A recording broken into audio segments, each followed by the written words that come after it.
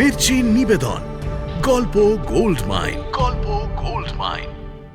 বইটির সত্য আনন্দ publishers private limited কর্তৃক সংরক্ষিত। আমার জন্য তোমার বোম্বাই বেড়ানোটাই নষ্ট হয়ে গেল।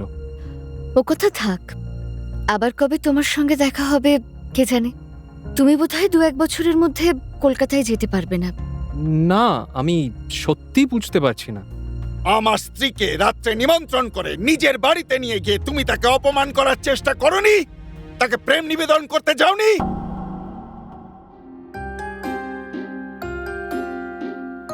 মির্চি গল্প গোল্ড মাইনে আপনাকে স্বাগত। মণিমাণিক্যে ভরা বাংলা সাহিত্যের কিছু কালজয়ী উপন্যাস ও গল্প দিয়ে সাজানো আমাদের মির্চি গল্প গোল্ড মাইন। শুনছেন শরদিন্দু বন্দ্যোপাধ্যায় রচিত রোম্যান্টিক তথা সামাজিক উপন্যাস ছায়াপথিক। গল্পটি নেওয়া হয়েছে আনন্দ পাবলিশার্স থেকে প্রকাশিত শরদিন্দু অমনিবাস ৮ম খণ্ড থেকে।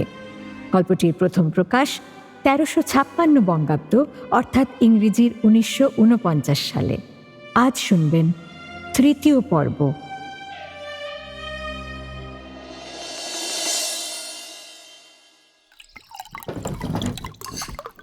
সকালে ব্রেকফাস্ট টেবিলে সবাই চুপচাপ খাওয়া সারছিল। জামাইবাবু খবরের কাগজে চোখ বোলাচ্ছিলেন, আর সোমনাথ খাওয়া শেষ করে উঠি উঠি করছিল। আজ তাকে ৯টার মধ্যে স্টুডিওতে পৌঁছতে হবে, কারণ শুটিংয়ের কাজ আবার পুরো দমে আরম্ভ হয়েছে। এমন সময় হঠাৎ রত্না বলল, মিস্টার, আমি কলকাতায় ফিরব, ব্যবস্থা করে দাও। জামাইবাবু ভ্রুকুটি করে তার দিকে তাকালেন, কিছু বললেন না। দিদি বললেন, সে কি? কেন রে, সবে তো এলি। এখানে আর আমার মন টিকছে না। তাছাড়া পরীক্ষার ফল বেরোবার সময়ও হলো। বেশ, আমি আজই অফিসে গিয়ে টিকিটের চেষ্টা করব। যদি পাওয়া যায় ফোনে তোমাকে জানাবো। তুমি তৈরি হয়ে থেকো। কই গো, শুনছো? কি বলো? আমি অফিসের জন্য রেডি হতে যাচ্ছি, তুমি আমার ব্যাগটা একটু গুছিয়ে দাও। আচ্ছা। কাল চন্দনা দেবী চলে যাবার পর বাড়ির সকলের মনের মধ্যে যে অস্বস্তির ভাব তৈরি হয়েছিল, এখন যেন তা আরও যন্ত্রণাদায়ক হয়ে উঠল। কি যেন সহজেই হতে পারত, অথচ হলো না। সোমনাথ মনের মধ্যে একটা চাপা কষ্ট অনুভব করতে পারছে, কিন্তু তা প্রকাশ করবার উপায় নেই। তাই সে নিঃশব্দে স্টুডিওয়ে চলে গেল। স্টুডিওতে সারা দিন ধরে কাজ চলল। ভাগ্যক্রমে চন্দনা দেবী আজ আসেননি, ফলে সোমনাথকে তার মুখোমুখি হতে হলো না। বিকেলের দিকে মিস্টার পিলে তাকে ডেকে পাঠালেন। সোমনাথের বুকের ভেতরটা ছ্যাঁত করে উঠল। যদিও কদিন আগের সেই ঘটনায় তার কোনো দোষী ছিল না, তবুও সহজভাবে পিলের সম্মুখীন হওয়া তার পক্ষে একরকম অসম্ভব মনে হচ্ছিল। তবু তাকে যেতে হলো। আসতে পারি? আসুন সোমনাথ বাবু, বসুন। আপনি আমাকে ডেকে পাঠিয়েছিলেন?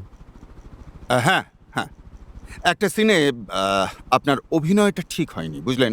ওটা রিটেক করতে হবে। কি করতে হবে সেটা আমি এখনই বুঝিয়ে দিচ্ছি, ওই জন্যই ডেকে পাঠিয়েছিলাম। আচ্ছা, বলুন। অফিস ঘর থেকে বের হবার সময় সোমনাথ দরজার কাছে গিয়ে কি মনে করে একবার পেছনে ফিরল। দেখল পিলে সাহেব বাঁকা চোখে তার দিকে তাকিয়ে আছেন। সে দৃষ্টিতে যেন বিষ মেশানো। সোমনাথের সঙ্গে চোখাচোখি হতেই তিনি চোখ ফিরিয়ে নিলেন। সোমনাথের মন আবার উদ্বিগ্ন হয়ে উঠল। কেউ কি তবে তাকে কিছু বলেছে? কিন্তু কি বলবে? বলার মতো আর আছেই বা কি? সন্ধেবেলা বাড়ি ফিরে সোমনাথ দেখল রত্নার সুটকেস আর হোলডল বাঁধা হয়ে গেছে। সেগুলো ড্রয়িং রুমের এক কোণে রাখা, অর্থাৎ তার ফেরার টিকিট পাওয়া গেছে। সোমনাথ জামাকাপড় পাল্টে ফ্রেশ হয়ে ঘরে ঢুকতে রত্না বলল, চলো তোমাকে খেতে দিই। আসলে বৌদির মাথা ধরেছে, শুয়ে আছেন। চলো।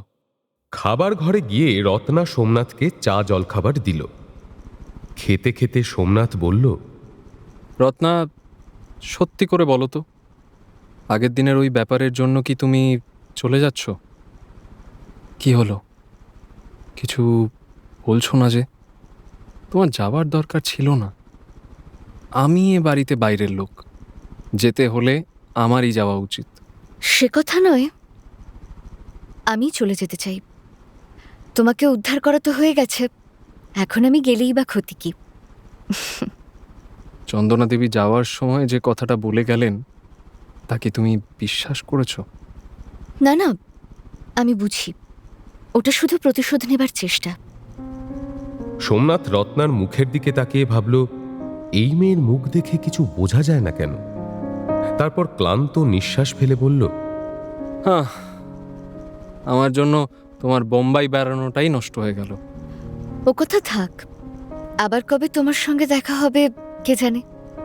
তুমি বোধহয় 2-1 বছরের মধ্যে কলকাতায় যেতে পারবে না, আর যখন যাবে তখন হয়তো আমি আর সেখানে থাকবো না। কেন থাকবে না কেন? শোনো কথা, মেয়েরা কি চিরদিন বাপের বাড়ি থাকে নাকি?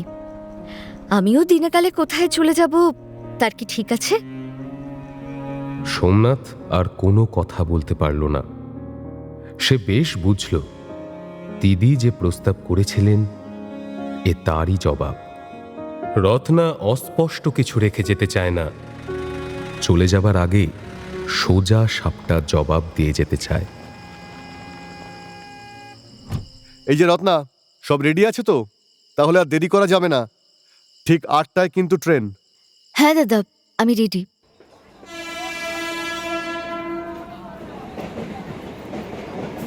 রত্না চলে যাবার ঠিক 1 মাস পর সোমনাথের ছবি শেষ হলো।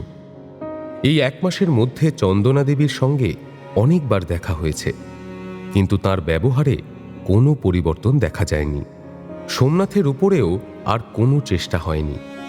সোমনাথ বুঝেছে চন্দনা দেবী নিশ্চিতভাবে তার আশা ছেড়েছেন। সবচেয়ে সুখের বিষয়, জামাইবাবু এমন বুদ্ধি বের করেছিলেন যে চন্দনা দেবী রাগ করে থাকেননি। আসলে যার সাথে সবসময় ঘনিষ্ঠভাবে কাজ করতে হবে তার সঙ্গে সম্পর্ক তিক্ত হলে কাজ করা কঠিন হয়ে দাঁড়ায়। বিশেষত এই একটা ছবিতে কাজ করেই সোমনাথ বুঝেছে যে অভিনয়ে তার সত্যিকারের যোগ্যতা আছে। এ কাজ সে ভালোভাবেই করতে পারবে, সুতরাং যেভাবে হোক কাজটা তাকে করে যেতেই হবে। যাই হোক, সোমনাথের প্রথম ছবি শেষ হলো। ছবির শেষ শটটা নেওয়া শেষ হতেই পিলে সাহেবের সেক্রেটারি সোমনাথের কাছে এসে দাঁড়ালো, গম্ভীরভাবে বলল, মিস্টার পিলে অফিসে আপনার সঙ্গে দেখা করতে চান, তার সঙ্গে দেখা না করে চলে যাবেন না। ও, ওনাকে বলো আমি আসছি।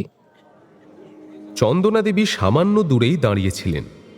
তিনি মুখ টিপে একটু হাসলেন, কিন্তু সোমনাথ তার দিকে তাকাতেই তিনি হঠাৎ পিছু ফিরে নাগরজির সঙ্গে কথা বলতে বলতে অন্যদিকে চলে গেলেন। সোমনাথ কিছু বুঝতে পারল না, শুধু এটুকু উপলব্ধি করল যে হঠাৎ স্টুডিওর আবহাওয়া কেমন যেন বদলে গেছে। কি এক অজানা আশঙ্কায় তার বুকটা ছ্যাঁত করে উঠল। সে তাড়াতাড়ি মুখের রং ধুয়ে পিলে সাহেবের সঙ্গে দেখা করতে গেল। পিলে সাহেব নিজের ঘরে বসে আছেন। তার চেহারা দেখে সোমনাথ চমকে উঠল। রাগে তার সারা শরীর দিয়ে যেন আগুনের ফুলকি ঠিকরে পড়ছে। তিনি আগুন চোখে সোমনাথের দিকে তাকালেন। সোমনাথ টেবিলের কাছে গিয়ে দাঁড়াতেই তিনি তার সামনে একখণ্ড কাগজ ফেলে দিয়ে বললেন, এই নাও তোমার ছাড়পত্র, তোমাকে আর আমার দরকার নেই। সোমনাথ হতবুদ্ধি হয়ে তাকিয়ে রইল পিলে সাহেবের দিকে। তারপর আস্তে আস্তে বলল, আমাকে আর দরকার নেই? না, তোমাকে আমি ভদ্রলোক মনে করেছিলাম, কিন্তু এখন দেখছি তুমি তো একটা জঘন্য চরিত্রের লোক, অসভ্য, বর্বর। আমার নামে আপনি কি শুনেছেন বলা যাবে কি? তোমার যদি এক তিল লজ্জা থাকতো তাহলে আবার এই কথা জিজ্ঞেস করতে না। জানো না তুমি কি করেছো? না, আমি সত্যি বুঝতে পারছি না। আমার স্ত্রীকে রাত্রে নিমন্ত্রণ করে নিজের বাড়িতে নিয়ে গিয়ে তুমি তাকে অপমান করার চেষ্টা করনি? তাকে প্রেম নিবেদন করতে যাওনি? দুশ্চরিত্র, স্কাউন্ড্রেল কোথাকার! এ কথা কে বলেছে আপনাকে? কে বলেছে? কে আবার বলবে? যাকে প্রেম নিবেদন করতে গিয়েছিলে সেই বলেছে। চন্দনা দেবী বলেছেন এ কথা? হ্যাঁ হ্যাঁ, সেই বলেছে। যাও যাও, বেরো আমার স্টুডিও থেকে, বেরো। আর এক মুহূর্ত আমি তোমাকে যেন এখানে না দেখি। যাও। সোমনাথ আর কোনো কথা বলতে পারল না। মনে মনে ভাবল, এসব কথা চন্দনা দেবী বলতে পারলেন? আমার চরিত্রে কলঙ্ক লাগিয়ে নিজের চরিত্র ঢাকা দিলেন। তবে এই বুঝি এনাদের রীতি। এখন ইচ্ছে করছে চন্দনার সমস্ত ছলাকলার ইতিহাস গিয়ে এই পিলে সাহেবকে জানিয়ে দিই, উনিও বুঝুন প্রকৃত অপরাধীকে। অবশ্য এসব করে লাভই বা কি হবে? পিলে সাহেব আমার কথায় বিশ্বাস করবেন কেন? বরং এই কদর্য কলহ আরও খানিক কর্দমাত্মক হয়ে উঠবে। মুখে সে শুধু বলতে পারল, আচ্ছা, আমি যাচ্ছি, নমস্কার। পিলে সাহেব উত্তরে প্রতি নমস্কার করলেন না, তর্জনী তুলে দরজার দিকে দেখিয়ে দিলেন। ঘর থেকে বের হবার সময় সোমনাথ দেখল পর্দা ঢাকা দরজাটার পাশ থেকে একটা চওড়া শাড়ির পাড় চকিতে সরে গেল। সোমনাথ অগাধ জলে পড়ল। যে কাজের স্থায়িত্বের ভরসায় সে ব্যাংকের চাকরি ছেড়েছিল সেটাও গেল। সে এখন কি করবে, কোথায় যাবে? তার মনে হলো অদৃষ্ট তাকে নিয়ে বড় নিষ্ঠুর পরিহাস করল। যে অবলম্বনের উপর ভর করে সে জলে ঝাঁপ দিয়েছিল তাকে ঠকিয়ে সেই অবলম্বন কেড়ে নিয়ে অদৃষ্ট তাকে তীরের বদলে আরও গভীর জলে ঠেলে দিল। বাড়িতে বসে কদিন ধরে এসব কথাই সে ভেবে চলেছে ক্রমাগত। দিদি বললেন, তুই অত মন মরা হচ্ছিস কেন? ও চাকরি গেছে ভালোই হয়েছে, আরো কত সিনেমা কোম্পানি তো আছে, তারা খবর পেলে তোকে লুফে নেবে। তুমি হয়তো ঠিকই বলেছ দিদি, কিন্তু আমি ভরসা পাচ্ছি না। এখানে এসে আমি শুধু পিলে সাহেবের স্টুডিওতেই পড়ে থেকেছি, আর কোনো কোম্পানিতে খোঁজ রাখিনি, কারোর সাথে মুখ চেনা পর্যন্ত নেই। তাহলে আমি কার কাছে গিয়ে কাজ চাইব? কে দেবে আমাকে কাজ? ধৈর্য ধরে কটা দিন অপেক্ষা কর, দেখ না কি হয়। তোমার কথা শুনে আমি কটা দিন না হয় অপেক্ষা করলাম, কিন্তু কাজ না পেলে তোমার বাড়িতে দিনের পর দিন এরকম নিষ্কম্মার মতো বসে থাকতে পারবো না। তার চেয়ে বরং আমি কলকাতায় ফিরে যাই, সেখানে যা হোক একটা কাজ আমি ঠিকই জুটিয়ে নিতে পারবো। হয়তো চেষ্টা করলে ব্যাংকের কাজটাও আবার ফিরে পাওয়া যেতে পারে। সে তুই ভেবেচিন্তে একটা সিদ্ধান্ত নে, তবে আমি বলবো কটা দিন অপেক্ষা করে যা, এখনই চলে যাবার তোড়জোড় করিস না। এইভাবে নানা দুশ্চিন্তায় হপ্তাখানেক কেটে গেল। একদিন বিকেলে পাণ্ডুরং এসে উপস্থিত। দিদি তাকে দরজা খুলে সোমনাথের ঘর দেখিয়ে দিয়েছেন। পাণ্ডুরং সোজা সোমনাথের ঘরে ঢুকে তার বিছানার সামনে দাঁড়ালো। তারপর ভর্ৎসনার স্বরে বলল, বাহ দোস্ত বাহ, তুমি এখানে ছুপারুস্তমের মতো বসে আছো, আর আমি এদিক ওদিক হাম্বা হাম্বা রবে তোমাকে চারদিকে খুঁজে বেড়াচ্ছি। আহা, আরে পাণ্ডুরং, আমি একেবারে ভুলে গেছিলাম ভাই, আমাকে মাফ করো। আমার ঠিকানা পেলে কোত্থেকে? কেউ কি আর তোমার ঠিকানা বলে? যাকে জিজ্ঞেস করি সেই গুম হয়ে যায়। তাহলে পেলে কোথা থেকে ঠিকানা? শেষে এক মতলব বের করলাম। ফাউন্টেন পেনের সেক্রেটারিকে বললাম তুমি আমার কাছ থেকে টাকা ধার নিয়ে কেটে পড়েছ, তখন তার কাছ থেকে ঠিকানাটা পাওয়া গেল। আচ্ছা সে যাই হোক, পিলে তোমার হাতে ছাড়পত্র ধরিয়ে দিয়েছে খবর পেলাম। এখন সব কেচ্ছা খুলে বলো তো শুনি। সে লম্বা কাহিনী ভাই, বসো, সব বলছি তোমায়। সোমনাথ তখন সেই আউটডোর শুটিংয়ের দিন থেকে আগা গোড়া সমস্ত কাহিনী খুলে বলল। পাণ্ডুরং ঘোর বাস্তববাদী লোক। সে দুঃখিতভাবে মাথা নেড়ে বলল, শুনলাম সব, কিন্তু তুমি ভুল করেছো বন্ধু। দেবীর মনোবাঞ্ছা পূর্ণ করলেই ভালো করতে, তাতে চাকরি যেত না, বরং উন্নতিই হতো। সে আমার দ্বারাই হতো না পাণ্ডুরং। তার চেয়ে চাকরি গেছে, মাথায় মিথ্যে কলঙ্ক চেপেছে, এ বরং ঢের ভালো। তুমি যে সুযোগ হেলায় ছেড়ে দিলে, সে সুযোগ পাওয়ার জন্য অনেক মিয়া জান কবুল করত, এই যেমন আমি। কিন্তু আমার পাথর চাপা কপাল, আমাকে দেখলে দেবীদের হাসি পায়, প্রেম পায় না। কিন্তু সেসব ছাড়ো, এখন কি করবে ঠিক করেছো? কিছুই ঠিক করিনি, চুপ করে বসে আছি। আমি ঠিক এটাই ভেবেছিলাম। চলো আমার সঙ্গে। কোথায়? আমার জানাশোনা কয়েকজন প্রডিউসার আছে, তাদের সঙ্গেই দেখা করিয়ে দিই। তোমার চেহারা আছে, কাজ ঠিক জুটে যাবে। পাণ্ডুরং, কি হলো? তুমি এভাবে প্রকাশ্যে আমার সাহায্য করলে তোমার অনিষ্ট হবে না তো? পিলে সাহেব বা চন্দনা দেবী যদি একবার জানতে পারেন।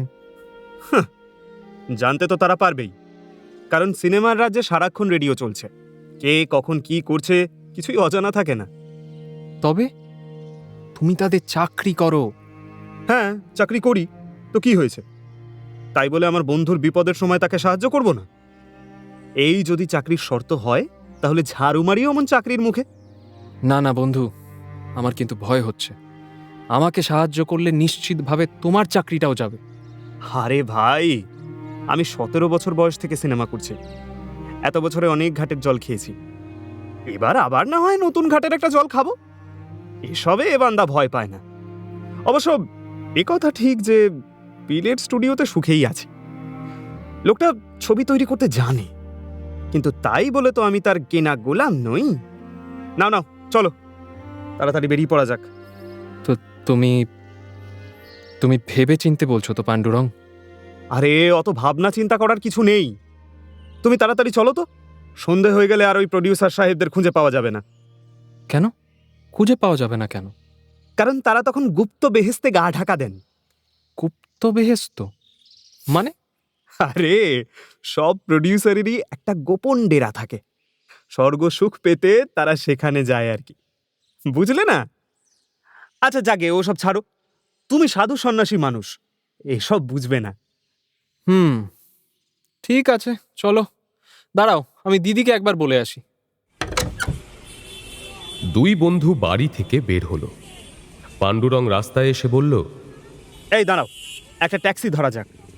ট্যাক্সি কেন? ট্রামে বাসে যাওয়া যাবে না? ভাই সোমনাথ, তোমাকে একটা উপদেশ দিই, এটা সারা জীবন মনে রেখো।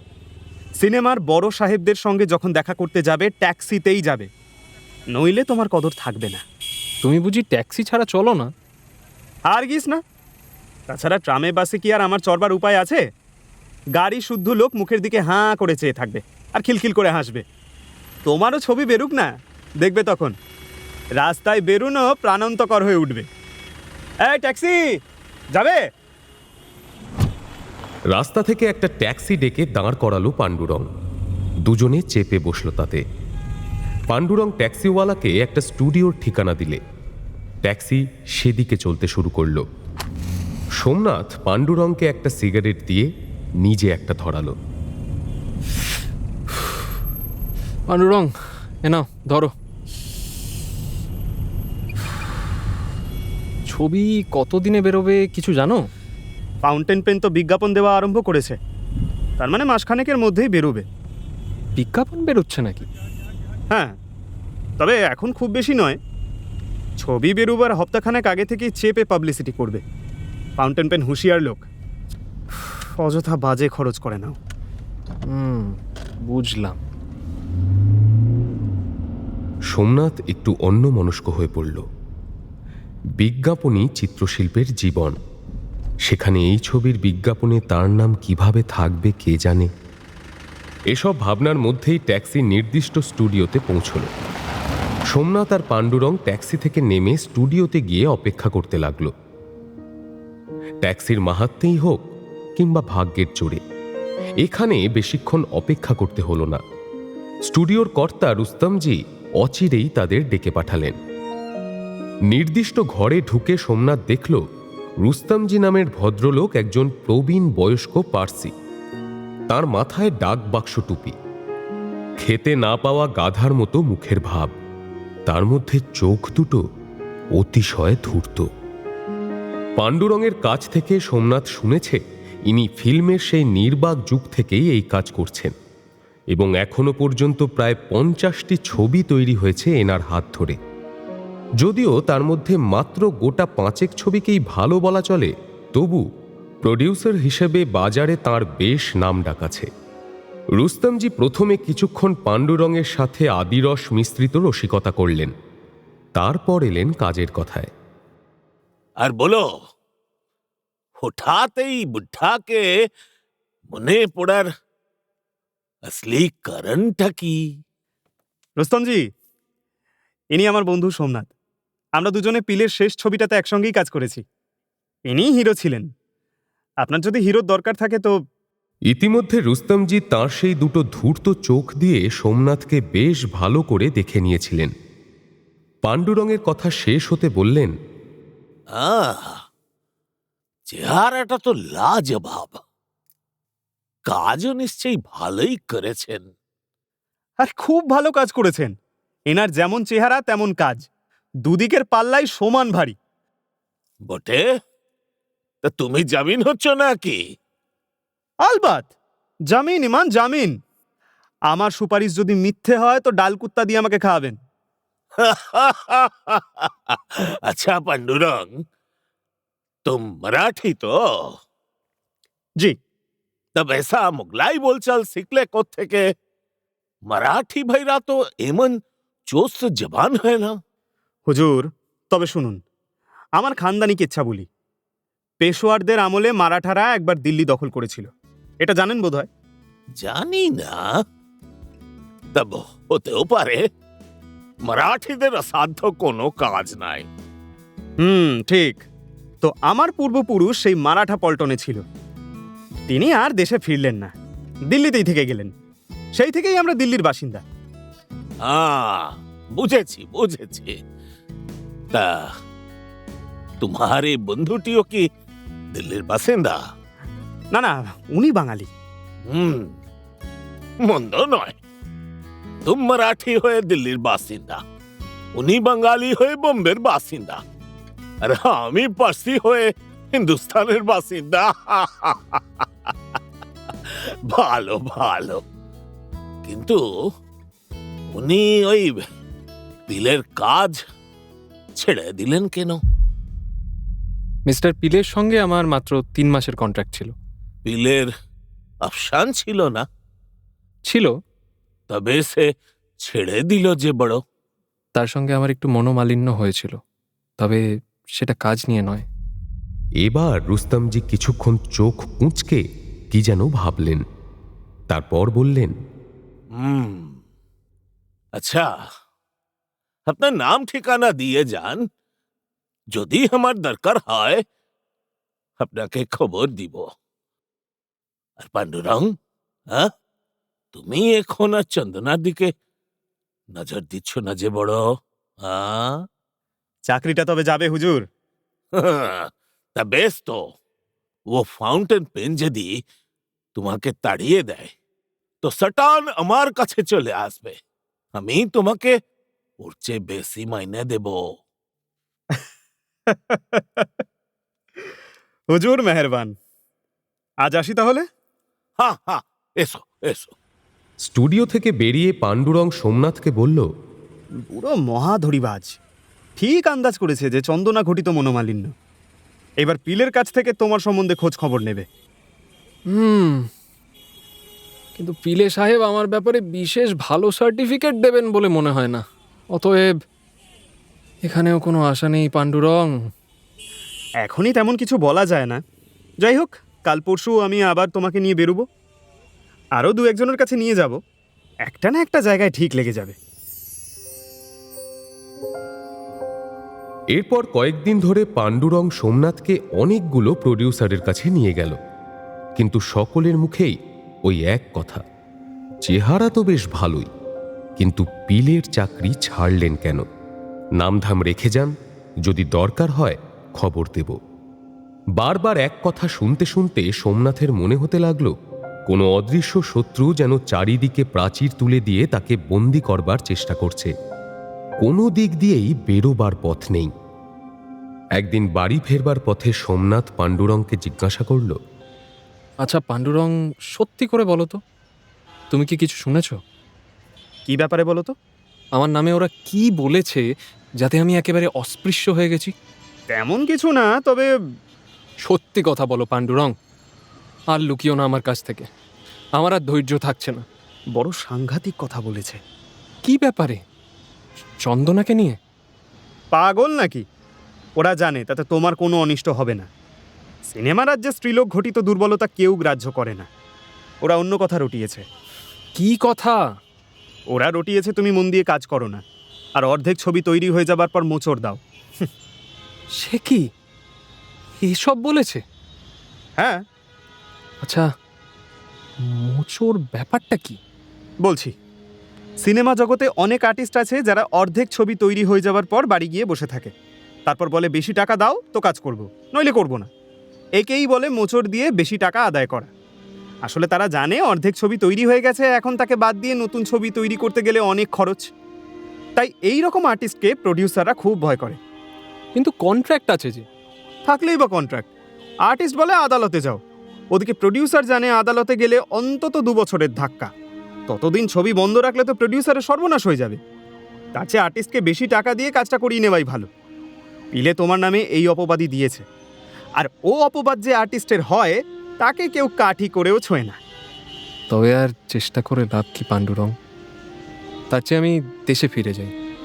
না না, এত সহজে হেরে যাওয়া চলবে না বন্ধু, আরও কিছুদিন দেখা যাক। বদনাম দিলেই তো আর হলো না, সে বদনাম সকলে বিশ্বাসও করে না। ছবিটা বেরুতে দাও, তারপর কিছু একটা সুরাহা হতে পারে। বেশ, তুমি যখন বলছো তখন ছবিটা বেরোনো পর্যন্ত অপেক্ষা করেই যাই। পরদিন খবরের কাগজে বিজ্ঞাপন বেরোলো, ছোট বিজ্ঞাপন। তাতে কেবল ছবির নাম ও চন্দনার হাসি মুখ আছে, অন্য কারও কোনো উল্লেখ নেই। চন্দনা দেবী যে শিগগিরই নতুন রূপে আসছেন, এই খবরটা শুধুমাত্র সাধারণ মানুষকে জানানো হয়েছে। তারপর যত দিন যায় বিজ্ঞাপনের আকার বাড়তে থাকে।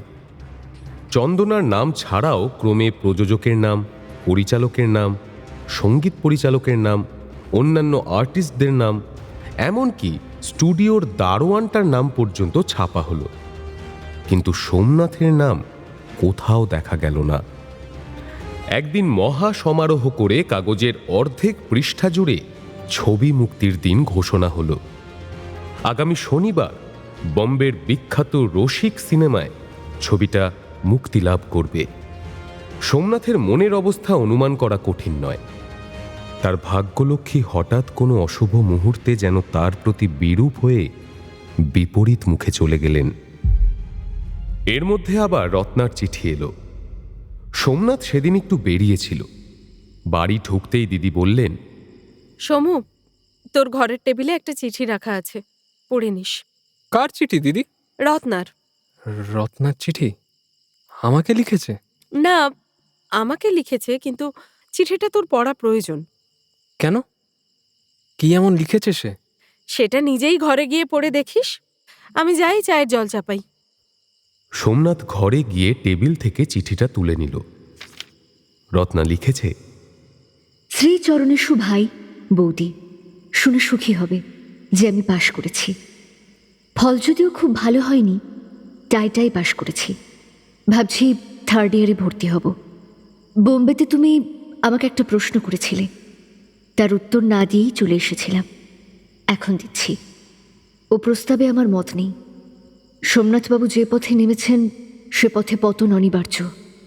তাছাড়া যিনি বিয়ে করে বাইরের আক্রমণ থেকে নিজের চরিত্র রক্ষা করতে চান, তার চরিত্রকেও আমি শ্রদ্ধা করতে পারি না। ভালোবাসা নিও। এটি তোমার রত্না। রত্নার হাতের লেখা খুব সুন্দর। ছোট ছোট মুক্ত দানার মতো হস্তাক্ষর। কোথাও অপরিষ্কার নেই, কোথাও কাটাকাটি নেই, কোনো দ্বিধা নেই। তার হাতের লেখা যেন তার চরিত্রের প্রতিবিম্ব। তবু তিক্ত মন নিয়ে সোমনাথ চিঠিটা সরিয়ে রাখল। আর কতদিন এভাবে চলবে? সংসারে অবহেলা আর অপমানের কি শেষ নেই? শনিবার সন্ধেবেলা সোমনাথ চোরের মতো চুপি চুপি ছবি দেখতে গেল। স্টুডিওর চেনা লোক কেউ পাছে তাকে দেখে ফেলে, এই ভয় তার ছিল। কিন্তু রসিক সিনেমা হল আজ লোকে লোকারণ্য। চন্দনার নতুন ছবি দেখার জন্য শহর শুদ্ধ ভেঙে পড়েছে যেন। তবু ভাগ্যক্রমে সোমনাথের সাথে চেনা কারোর দেখা হলো না। টিকিট বিক্রি বহু আগে বন্ধ হয়ে গেছে। সোমনাথ হলের বাইরে থেকে ব্ল্যাকে টিকিট কেটে হলে গিয়ে বসল। ছবি শুরু হলে পরিচয়পত্রে প্রথমেই চন্দনা দেবীর নাম দেখানো হলো। তারপর অন্য কলাকুশলীদের নামের মধ্যে সোমনাথের নামটা এমনভাবে দেখানো হলো যে সে যে এই ছবির নায়ক তা আলাদা করে বোঝার কোনো উপায় রইল না। কিন্তু ছবি দেখতে দেখতে সোমনাথ তন্ময় হয়ে গেল। গল্পের প্রকাশভঙ্গির নৈপুণ্য চোখে পড়ার মতো, সাথে চন্দনা দেবীর অতুলনীয় অভিনয়। সেখানে সোমনাথের ভূমিকা অনেক কম হলেও তার সুদর্শন চেহারা এবং সাবলীল অভিনয় দর্শকের মনের উপর দাগ কেটে গেল। দর্শক যে সোমনাথকে সমাদরে গ্রহণ করেছে এ সোমনাথ তাদের কথাবার্তা এবং আচরণ থেকে সহজেই বুঝে গেল। ছবি শেষে সোমনাথ অশান্ত হৃদয়ে বাড়ি ফিরল। জামাইবাবু অফিসের কাজে দুদিনের জন্য পুনে গেছেন, সঙ্গে দিদিকেও নিয়ে গেছেন। ফলে বাড়িতে সোমনাথ একা। সেই শূন্য বাড়ির ড্রয়িং রুমে সে একা বসে রইল। বাবু, রাত তো অনেক হলো, খাবার দিয়ে দি। আমার খিদে নেই, পরে খাবো। তুমি খাবার ঢাকা দিয়ে টেবিলে রেখে দাও। আজ্ঞে। আর শোনো, তুমি খেয়ে নাও, বাকি সব গুছিয়ে তুলে দাও। আজ্ঞে, ঠিক আছে। চাকর চলে গেলে সোমনাথ আবার বিষণ্ণ মনে ভাবতে বসল। এখন সে কি করবে? ছবি ভালো হয়েছে এবং সম্ভবত এই একই প্রেক্ষাগৃহে ছবিটা আগামী 1 বছর ধরে চলবে। তার অভিনয় ভালো হয়েছে এবং তা ছবিটাকে একটা বিশেষ মর্যাদা দিয়েছে, এ কথাও বলা চলে। অথচ তার এই কৃতিত্বের জন্য প্রাপ্য পুরস্কার সে কিছুই পেল না। সেই অজ্ঞাতনামা হয়েই রয়ে গেল। যে খ্যাতি ও স্বীকৃতির উপর তার ভবিষ্যতের জীবিকা নির্ভর করছে তা থেকে সে বঞ্চিত হল। এখন সে কি করবে? এক প্রবল অসহিষ্ণুতায় সোমনাথের মন ছটফট করে উঠল। সে নিজের মনেই বলল, না, আর এখানে নয়, যথেষ্ট হয়েছে। কালই আমি দেশে ফিরে যাব, সেখানে যা হওয়ার হবে। বোম্বাই আর নয়, যথেষ্ট হয়েছে। সোমনাথ এসব ভাবছে এমন সময় টেলিফোন বেজে উঠল। এত রাতে কে টেলিফোন করছে? সোমনাথ উঠে গিয়ে ফোন ধরল। হ্যালো। উল্টো দিক থেকে এক অপরিচিত কণ্ঠ হিন্দিতে প্রশ্ন করল, সোমনাথ বাবু, আপনি বাড়িতে আছেন কি? আমি সোমনাথ বলছি, আপনি কে? অপরিচিত ব্যক্তিটি কোনো উত্তর দিল না। সোমনাথ ফোনের ওপাশ থেকে খুট করে টেলিফোন রেখে দেবার শব্দ পেল শুধু। ব্যাপারটা কিছু বুঝতে না পেরে সে কিছুক্ষণ বোকার মতো ফোনের পাশেই দাঁড়িয়ে রইল। তারপর ক্লান্তভাবে ফিরে এসে চেয়ারে বসল। ভাবল, যেটা এক্ষুনি হলো এটাকে কি বলে? বোম্বাই রসিকতা? কিন্তু এই রসিক ব্যক্তিটি কে হতে পারে? কণ্ঠস্বর পুরুষের, সুতরাং চন্দনা নয়। তবে কি পিলে সাহেব? কিন্তু তিনি এমন অর্থহীন রসিকতা করবেন কেন? তাহলে মিনিট 10 ধরে এইসব চিন্তায় কানামাছির মতো পাক খাবার পরে সোমনাথের কানে এলো বাড়ির সামনে একটা মোটর গাড়ি এসে থামল। পরক্ষণেই সদর দরজার ঘণ্টি বেজে উঠল। সোমনাথ উঠে গিয়ে দরজা খুলে দেখল সামনে ডাকবাক্স টুপি পরা ধূর্তচক্ষু বৃদ্ধ রুস্তমজি দাঁড়িয়ে আছেন। নমস্কার সোমনাথ বাবু, আমি ফোন করেছিলাম। ও আচ্ছা, নমস্কার নমস্কার। ভেতরে আসুন না। আসুন আসুন রুস্তমজি, এই চেয়ারটায় বসুন। বাজে কথা বলে সময় নষ্ট করব না সোমনাথ বাবু, সরাসরি কাজের কথায় আসি। এই মাত্র আপনার ছবি দেখে এলাম। এবার আমার ছবিতে আপনাকে হিরো সাজতে হবে। আমি 1000 টাকা মাইনে দিব। রুস্তমজির কথা শুনে সোমনাথের মাথা ঘুরে গেল। সে উত্তর দিতে পারল না, শুধু ফ্যাল ফ্যাল করে তাকিয়ে রইল।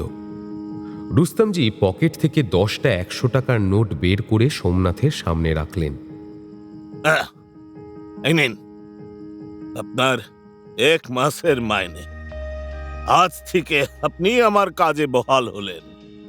আসুন আসুন, এই রসিদটাতে একটা দস্তখত করে দিন।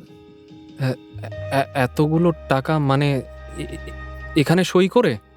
আরে আপাতত এখানে সই করে দিলেই হবে, পাকা কন্ট্রাক্ট পরে হবে। নিন নিন নিন নিন নিন, পেন আর কাগজটা ধরুন। সোমনাথ প্রায় অবশভাবে সেই বাড়িয়ে ধরা কাগজে দস্তখত করে দিল। রুস্তমজি উঠে দাঁড়িয়ে বললেন, আজ আমি চললাম, অনেক রাত হয়েছে। আপনি কাল স্টুডিওতে আসেন, তখন কথা হবে। অবশ্যই, আমি কাল সকালে সময় মতো স্টুডিওতে পৌঁছে যাব। সারা রাত আনন্দে উত্তেজনায় সোমনাথের ঘুম হল না। এ কি অভাবনীয় ব্যাপার! তার ভাগ্যপ্রদীপ চিরদিনের মতো নিভে গেছে মনে করে সে চারিদিকে অন্ধকার দেখছিল, কিন্তু কি অদ্ভুতভাবে সেই প্রদীপ আবার দপ করে জ্বলে উঠল। একেই বোধহয় বলে পুরুষের ভাগ্য। সেদিন স্টুডিওতে গিয়ে কথা বলার পর রুস্তমজির আশা সে তো প্রায় ছেড়েই দিয়েছিল, কিন্তু দেখা যাচ্ছে বৃদ্ধ তাকে ভোলেননি। কি অদ্ভুত মানুষ! রাত 10:30টার সময় নিজে বাড়ি বয়ে এসে টাকা দিয়ে গেলেন, কিন্তু এত রাতে নিজে এলেন কেন? কাল সকালে কাউকে দিয়ে একবার খবর পাঠালেই তো আমি কৃতার্থ হয়ে যেতাম। সত্যি মহাপ্রাণ ব্যক্তি এই রুস্তমজি। শুধু মহাপ্রাণ নয়, রুস্তমজি যে অতি দূরদর্শী ব্যক্তি তা জানতে সোমনাথের তখনও বাকি ছিল। রাত 3টের সময় সোমনাথ অনুভব করল খিদে তার পেট জ্বলে যাচ্ছে। মনে পড়ল রাতে খাবার জন্য চাকর ডাকতে এসেছিল, কিন্তু খিদে নেই বলে সে খেতে চায়নি তখন। পরে রুস্তমজির আশা এবং পরবর্তী উত্তেজনার বশে সে খেতেই ভুলে গেছে। উঠে তাড়াতাড়ি খাবার ঘরে গিয়ে দেখল টেবিলে তার খাবার ঢাকা দেওয়া পড়ে রয়েছে। তখন পেট ভরে খেয়ে তৃপ্ত মনে সে শুতে গেল। পরদিন ভোর হতে না হতেই পাণ্ডুরং এসে উপস্থিত। এত সকালে দরজার ঘণ্টির আওয়াজ শুনে সোমনাথ তাড়াতাড়ি গিয়ে দরজা খুলে দিল। আরে পাণ্ডুরং, এত সকাল সকাল! এসো এসো, বসো, আমি চায়ের ব্যবস্থা করতে বলে আসি। সোমনাথ ভেতরে গিয়ে চা জল খাবারের জন্য বলে ড্রয়িং রুমে এসে পাণ্ডুরঙের পাশে বসল। কাল আসতে পারিনি, তাই সকাল সকাল চলে এলাম খবর দিতে। খবর? ছবি ভালো হয়েছে, তোমার কাজ দেখে সবাই মুগ্ধ। চলো আজ তোমাকে তোমার ছবি দেখিয়ে আনি। ছবি আমি দেখেছি, তোমাকে দেবার মতো কিছু খবর আমার কাছেও আছে। সে কি, কি খবর? বলো বলো শুনি। সোমনাথ গতরাতে রুস্তমজির আশা থেকে শুরু করে টাকা অগ্রিম দেওয়া পর্যন্ত সবকিছুই খুলে বলতে শুরু করল পাণ্ডুরংকে। ইতিমধ্যে চাকর চা জল খাবার দিয়ে গেছে। দুজনে বসে খেতে খেতে পাণ্ডুরং সবটা শুনল। তারপর উত্তেজিত হয়ে বলল, আরে ভারী ঘাগি বুড়ো তো, পাছে অন্য কেউ কন্ট্রাক্ট করিয়ে নেয় অত রাতেই চলে এসেছে, আর তুমি 1000-এ রাজি হয়ে গেলে। একটু দম দিলেই বুড়ো 2000-এ উঠে যেত। না না, ওই 1000 যথেষ্ট, তার বেশি কে দেবে পাণ্ডুরং? শোনো, এখন অনেকেই দেবে। সব বেটা ছবি দেখার জন্য এতদিন ওত পেতেছিল। আমরা যখন দৌড়ে দৌড়ে ঘুরে বেরিয়েছি তখন এরা কেউ গ্রাহ্যই করেনি। এইবার দেখো না কি করি, সব কটাকে নাকে দড়ি দিয়ে ঘোরাবো। আরে শান্ত হও, নাকে দড়ি দেবে কি করে? টাকা যে নিয়ে ফেলেছি। সেই কাজটা তুমি ভালো করনি। যাই হোক, একটা কথা বলে রাখি, লম্বা কন্ট্রাক্ট করো না। একটা ছবির কন্ট্রাক্ট করো, বড়জোর 2টো। তোমার এখন সিতারা বুলন্দ, এটাই টাকা রোজগারের মরশুম।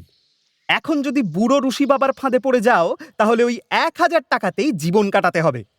পাণ্ডুরং, তোমার মতো এমন নিঃস্বার্থ আর উপকারী বন্ধু আমি জীবনে 2টো পাবো না। তোমার কথার সাথে আমি সম্পূর্ণ সহমত, কিন্তু তবুও আমার এই দুঃসময়ে গতকাল রুস্তমজি এসে প্রথম আশার আলো জ্বালালেন। এটাই বা আমি ভুলি কি করে? সেটাও ঠিক। বেশ, তুমি যেমন ভালো বোঝো, তবে বন্ধু হিসেবে আমি তোমার পাশে সবসময় আছি, এটুকু জেনে রেখো। আচ্ছা, আজ আসি। এই শিগগিরই দেখা হবে। পাণ্ডুরং চলে গেলে সোমনাথ পর পর গোটা 3 টেলিফোন কল পেল। এনারা সবাই ছবির প্রযোজক এবং সকলেই মধুমাখা কণ্ঠে তাকে স্টুডিওতে গিয়ে তাদের সঙ্গে দেখা করতে অনুরোধ করলেন।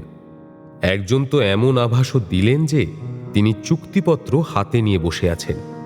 সোমনাথ গিয়ে শুধু তাতে বেতনের অঙ্কটা বসিয়ে দেবে। কিন্তু সোমনাথ এদের সকলকেই সবিনয়ে জানালো যে সে আগে থেকেই চুক্তিবদ্ধ হয়ে আছে এবং তাঁরা যেন তাকে ক্ষমা করেন। এতে প্রত্যেকেই অত্যন্ত বিমর্ষ হলেন এবং বারবার অনুরোধ জানালেন যে সোমনাথ যেন চুক্তি থেকে মুক্তি পেলেই তাদের কথা ভেবে দেখে। সোমনাথ বুঝল পাণ্ডুরঙের কথাই ঠিক, তার কপাল খুলে গেছে। এমন রাতারাতি কপাল খুলে যাওয়া শুধুমাত্র সিনেমাতেই ও এতদিন দেখে এসেছে। স্নান খাওয়া শেষ করে সোমনাথ বেরোল। প্রথমে ব্যাংকে গিয়ে রুস্তমজির দেওয়া টাকাগুলো জমা করল, তারপর রুস্তমজির স্টুডিওতে গেল। পাণ্ডুরঙের উপদেশ তার মনে ছিল, তাই সে স্টুডিও যাবার পথে একটা ট্যাক্সি ধরে নিল। ভেতরে আসতে পারি? আরে সোমনাথ, এসো এসো এসো, আমি তোমার আসার অপেক্ষাতেই ছিলাম। এসো, আমার পাশে এসে বসো বসো। রুস্তমজি খুব আদর করে তাকে কাছে ডেকে বসালেন, বললেন, শোনো সোমনাথ, আমি তোমার চেয়ে বয়সে অনেক বড়। তুমি আমাকে রুসি বাবা বলে ডেকো, কেমন? হ্যাঁ, এখানে সবাই আমাকে তাই বলে। আচ্ছা বেশ। আসলে কি জানো, আমার স্ত্রী পুত্র পরিবার কেউ নেই, সবাই মরে হেজে গেছে। তাই এই স্টুডিওর ছেলেরাই এখন আমার ছেলে। ও আচ্ছা। দেখো সোমনাথ, আমি 30 বছর হলো সিনেমা করছি। হরু দেখে মানুষ চিনতে পারি। তোমাকে দেখে আমি বুঝেছি যে তুমি বড় ভালো ছেলে। হ্যাঁ, কিন্তু শুধু ভালো মানুষ হলেই তো চলবে না, সিনেমার হিরো হতে গেলে ঠাট চাই। তাই আমি বলি কি, তুমি একটা মোটর গাড়ি কিনে ফেলো। গাড়ি? কিন্তু রুসি বাবা, আমার তো গাড়ি কেনার টাকা নেই। আজকাল একটা নতুন গাড়ি কিনতে গেলে। আরে না না না না, নতুন গাড়ি কিনবার দরকার নেই, পুরনো হলেও চলবে। কিন্তু পুরনো গাড়ি বা কোথায় পাবো? সেজন্য তোমাকে ভাবতে হবে না, আমি জোগাড় করে দেব। আমার জানা একটা সেকেন্ড হ্যান্ড মোটর আছে, বেশ ভালো অবস্থাতেই আছে, অস্টিন 10। আমি সস্তায় তোমায় কি নিয়ে দেব। কিন্তু গাড়ি কেনা কি নিতান্তই দরকার? আরে ক্যা বল রহে হো, অবশ্যই দরকার। আমার স্টুডিওতে যে কেউ 700 টাকার বেশি মাইনা পায় তাকেই আমি মোটর কিনিয়ে দিয়েছি। ওতে স্টুডিওর ইজ্জত বাড়ে। কি বাড়ে? ইজ্জত বাড়ে। তাছাড়া যার গাড়ি আছে তাকে পুলিশও খাতির করে। ও সব নিয়ে তুমি ভেবো না, খুব সস্তায় গাড়ি জোগাড় করে দেব তোমায়। 1000 খানেকের মধ্যে। 1000 খানেক? কিন্তু আমার মাইনেই তো। হ্যাঁ? না না না না, নগদ দিতে হবে না তোমায়, আমি মাসে মাসে তোমার ওই মাইনা থেকে কেটে নেব। তোমার কিচ্ছু মালুম হবে না। আচ্ছা, আপনি যেমন বলেন। সোমনাথ আর না বলতে পারল না, রাজি হয়ে গেল। রুস্তমজি তখন চুক্তিপত্রের খসড়া বের করে সোমনাথকে দিলেন, বললেন, এই নাও, একবার চোখ বুলিয়ে নাও এতে। যদিও আপত্তি করবার কিছু নেই, তবু দেখে শুনে নেওয়াই ভালো। চুক্তিপত্র পড়ে সোমনাথ দেখল সেখানে লেখা রয়েছে 1000 টাকা মাইনের 5 বছরের চুক্তি। মাইনে বাড়ারও কোনো শর্ত নেই। পাণ্ডুরং আগেই তার কানে মন্তর দিয়ে রেখেছিল, তাই সে বেঁকে বসল। রুসি বাবা, আমি একটা ছবির জন্য কন্ট্রাক্ট করতে পারি, তার বেশি নয়। আরে সে কি কথা, ভালো অভিনেতা আবার কোথাও 1 বছরের জন্য চুক্তি করে নাকি? আর এমনিতে তুমি নূতন মুখ, এতেও যে 5 বছরের চুক্তির অফার পেয়েছো, এ তো তোমার কাছে বড় ভাগ্যের কথা। তুমি জানো, হ্যাঁ, সবাই চায় প্রোডাকশনের সঙ্গে দীর্ঘমেয়াদী চুক্তি করতে, না করলে কবে কাজ আছে কবে নেই, এই অনিশ্চয়তায় কে ভুগবে? হ্যাঁ, তুমি বোকামি করো না সোমনাথ, নিজের ভবিষ্যৎ পাকা করবার জন্য 5 বছরের চুক্তি করা অত্যন্ত প্রয়োজনীয়। না না রুসি বাবা, 5 বছর আমি এক জায়গায় থাকতে পারবো না। আমার কিছুদিন পর ভালো নাই লাগতে পারে, সেক্ষেত্রে আমার যাতে বেরোনোর স্বাধীনতাটুকু থাকে সেটুকু আমি হারাতে পারবো না। সোমনাথের এখন সিতারা বুলন্দ। সে কিছুতেই 5 বছরের জন্য নিজের জীবন এক জায়গায় বন্ধক রাখতে প্রস্তুত নয়। 5 বছর একটা শিল্পীর জীবনে অনেক দীর্ঘ সময়। অনেক অভিনেতার শিল্পজীবন যেই 5 বছরের মধ্যেই শেষ হয়ে যায়, এ কথা সোমনাথের অজানা ছিল না। তাই বেলা থাকতে থাকতে ভবিষ্যতের সংস্থান করে নিয়ে আলোয় আলোয় বিদায় নেওয়াই ভালো। সেই মতো অনেক ধস্তাধস্তির পর ঠিক হলো সোমনাথ 1000 টাকা মাইনেতে রুস্তমজির 2টো ছবিতে হিরোর কাজ করবে। তবে এই 2টো ছবির কাজ যতদিন না শেষ হচ্ছে ততদিন সে অন্য কোনো কাজ করতে পারবে না। সেই মতো নতুন চুক্তিপত্র তখনই ছাপা হয়ে এলো। সোমনাথ তাতে সই করল। রুস্তমজি তার পিঠ চাপড়ে দিয়ে বললেন, সোমনাথ, তোমাকে আমি যতটা গোবেচারা ভেবেছিলাম তুমি তা নও। যাই হোক, একদিকে ভালোই হলো, তুমিও খুশ, আমি খুশ। এবারে কিন্তু মন দিয়ে কাজে লাগতে হবে। কাজ কবে থেকে আরম্ভ হবে? এই ধরো মাসখানেকের মধ্যেই। আসলে আর সব ঠিক আছে, কেবল ওই গল্পটা নিয়ে একটু গোলমাল চলছে। আচ্ছা, তা গল্পটা কে লিখেছেন? আরে ও একজন বাঙালি, ইন্দু রায়, নাম শুনেছ? বলেন কি, ইন্দু রায়? ইন্দু রায়ের নাম জানে না এমন কোনো শিক্ষিত বাঙালি ছেলে আছে নাকি? আমি নিজে তার লেখার অন্ধ ভক্ত। আচ্ছা রুস্তমজি, তিনি কি বোম্বাইতেই থাকেন? হ্যাঁ, স্টুডিওতে প্রায় আসেন। ও, উনি খুব ভালো লেখক। লেখক তো ভালোই, কিন্তু বড্ড একগুঁয়ে। দাঁড়াও, ধীরে ধীরে সবার সাথেই তোমার পরিচয় হয়ে যাবে। কথা সেরে সোমনাথ রুস্তমজির স্টুডিও থেকে বাড়ির পথে পা বাড়ালো। কাজ শুরু না হলেও সোমনাথ রুস্তমজির স্টুডিওতে যাতায়াত শুরু করল। ঘটনাক্রমে লেখক ইন্দু রায়ের সঙ্গে পরিচয় হলো সোমনাথের। রুস্তমজি ইন্দু রায়ের লেখা গল্প অদল বদল করে ছবি করতে চাইলে ইন্দু রায়ের সঙ্গে তাঁর মনোমালিন্য হয়। সোমনাথ ইন্দু রায়ের পক্ষ নিয়ে কথা বললে রুস্তমজির সঙ্গে তারও অশান্তি বাধে। সোমনাথ কাজ ছেড়ে দেবে বলে টাকা ফেরত দিতে যায়। তারপর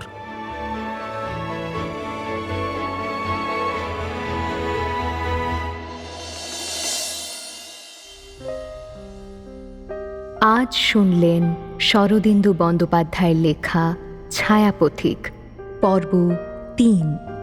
নাট্যরূপ সুজাতা ভট্টাচার্য, পরিচালনায় দেবলীনা আচার্য, বিশেষ তত্ত্বাবধানে সৌভিক গুহ সরকার, সৃজনশীল পরিচালনায় ইন্দ্রাণী চক্রবর্তী, প্রযোজনায় ভিজুয়াল অডিও, ভাষ্য সৌমিক মৈত্র, রত্না অধ্যায় সাহা, সোমনাথ গৌরব গুহ মজুমদার গোগো, জামাইবাবু অভিষেক মুখার্জি, দিদি শ্রাবণী মুখার্জি, পিলে সাহেব সুদীপ্ত ঘোষ, সেক্রেটারি পল্লব মণ্ডল, পাণ্ডুরং ভিকি দাস, রুস্তমজি রূপন দাশগুপ্ত এবং অন্যান্য শিল্পীরা।